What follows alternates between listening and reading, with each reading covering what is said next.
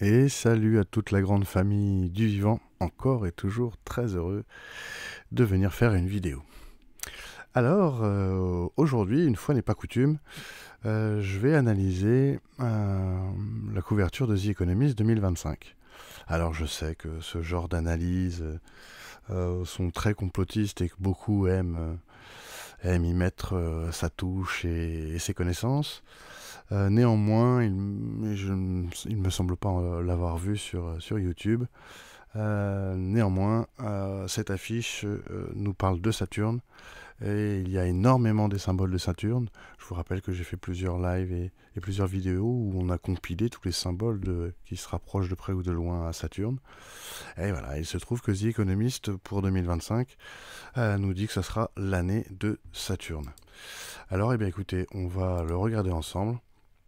Et je vais vous faire ma petite analyse de ce qu'on peut voir et je vous épargnerai toutes les interprétations qu'il pourrait y avoir à ce genre de choses. Je vais m'arrêter juste sur les symboles et ce que peut dire cette couverture. Alors bon, bah déjà, on se dit que c'est signé Saturne, cube, noir et rouge. Bon bah voilà, là déjà on a trois grands symboles de Saturne.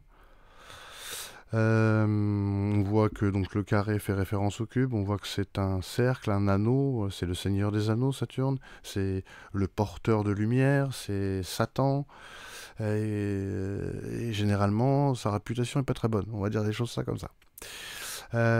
Et c'est notamment donc le cube, vous voyez que c'est un anneau fait rempli de carrés qui fait référence au cube. Et pour ceux qui se disent oui, carré, cube, eh bien écoutez, c'est encore plus convaincant. Vous avez ici deux yeux, un nez qui est ici, hein, deux yeux, un nez, et vous avez également une bouche qui est là. Et donc disposer sur un visage de cette façon nous incite à penser au cubisme. Donc on est vraiment dans le cube, la prison, le cloisonnement, la séparation, les limitations. Et il se trouve que, eh bien, on peut apercevoir tout un tas de murs, de grillages, de séparation, voilà, de murs, de briques. Il y en a tout autour. Et donc on reste encore dans la limitation de cube. On a un autre cube ici qui est c'était là où on mettait le trésor public, ce cube dans l'ancien temps, à l'époque romaine, même dans les temples de Jupiter. Donc c'est signe de justice et c'est aussi l'urne, c'est aussi une unité de mesure. Hein, avant, on pouvait troquer une urne d'avoine contre une urne de blé, la même urne, et donc ça permettait aussi la mesure, en tout cas la mesure égale. Euh, donc le cube est partout ici, le rouge est partout ici, et le noir est partout ici. La montée, la descente, tout ce que vous voyez, ces flèches qui montent et qui descendent, nous rappellent les cycles, qui est aussi, tout ça ce sont des symboles de Saturne, hein, des cycles, des effondrements et de croissance également. Nous avons aussi des explosions un peu partout, ici, ici et là-haut. Donc ça peut être justement quelque chose de très rapide, des crises inopinées, extrêmement rapides. Le temps, Saturne, c'est le temps. C'est le maître du temps. C'est aussi le gardien des lois. On voit le système binaire un peu partout, hein, des lois mathématiques. Euh, L'œil qui voit tout. D'ailleurs, il se trouve que le manga Naruto a des Sharingan, des pupilles spéciales. Et donc ça fait vraiment penser à cet œil qui voit tout, avec les pupilles de Naruto, donc qui est japonais et qui regorge, mais de façon presque outrancière, de symboles de Saturne, puisque Saturne existe même en tant que personnage sous un autre nom. Donc pourquoi le Japon, j'en ai aucune idée. De ce qu'on peut dire aussi le rapport avec le Japon, c'est ces marbrures. Alors je sais pas si ça vous parlera, mais ces marbrures qu'on voit un peu partout, c'est aussi une technique japonaise ancestrale le suminagashi, la peinture sur l'eau pour le papier marbré. Bien sûr le rouge et le noir. On voit également 6 personnages. Il y a 6 personnages avec Xi Jinping tout en haut. Et il y a une partie aussi qui me semble importante, qui est la partie astronomique. Cette année, il va se passer beaucoup de choses, assez significatives, je trouve, avec Saturne et la Terre, et en lien avec le nombre 6. Et 6, je vous rappelle, c'est le nombre du cube, et c'est aussi le nombre de Saturne, et de Satan, bien sûr. 6, 6, 6. Et vous verrez qu'il y a beaucoup de 6.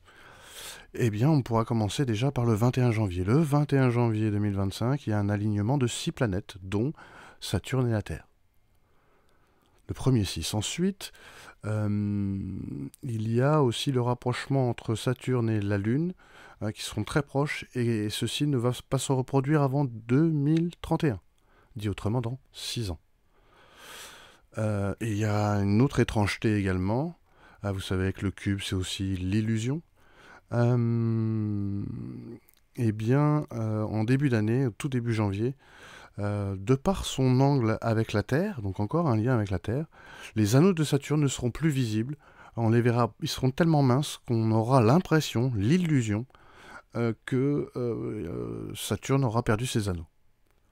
Donc je trouvais ça assez remarquable pour l'expliquer, l'illusion, qui est un symbole aussi de Saturne.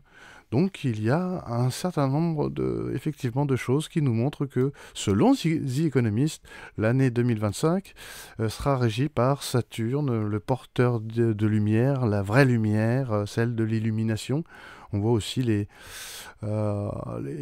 plusieurs formes de pylônes qui peuvent vous dire aussi l'élévation, l'illumination. Voilà, tout ce qui monte et qui descend, les crises, les effondrements, les reconstructions. Évidemment, il y a plein de symboles. On voit le yen, le dollar, on voit les circuits imprimés, les microprocesseurs. On voit l'atome ici, qui peut être aussi une planète avec des anneaux, le Seigneur des Anneaux, je le rappelle pour Saturne. Voilà, tout nous montre à penser que, en tout cas, selon The Economist, attention, selon The Economist, ça sera sous l'angle de Saturne cette année, de la limitation, de l'ordre, de la surveillance, du contrôle, de la rigidité, de la loi. Voilà, ça pue quoi, ça pue selon The Economist. Voilà les amis, alors écoutez, je suis curieux de voir vos... je sais que ça a créé beaucoup d'émulation, ce genre de couverture, et donc j'ai hâte de voir les liens que vous faites avec le Saturne, les anneaux, tout ça, ou même vous, vos interprétations selon vos connaissances, dans les commentaires, voilà. Alors je vous remercie, je vous dis à bientôt, bonne fête de fin d'année, salut.